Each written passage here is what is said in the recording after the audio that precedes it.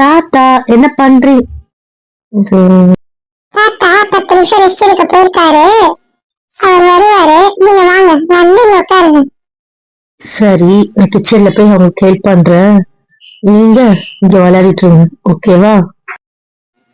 வந்து உட்காந்துருங்க. நீங்க உட்காருடா, நீங்க விளையாடுங்க, எனக்கு வேலை இருக்கு, நான் போய் வேலை பாக்குறேன்.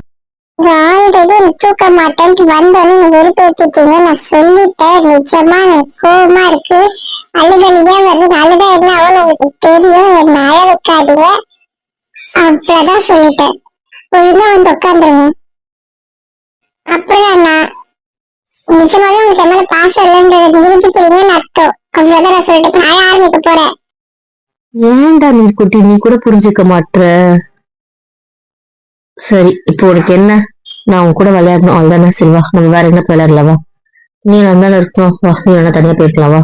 சாரிடா, டெய்லி உன் கூட பேசுறல, உன் பேர் டெய்லி பேசி பேசி பழக்கத்துல வந்துடுச்சுடா.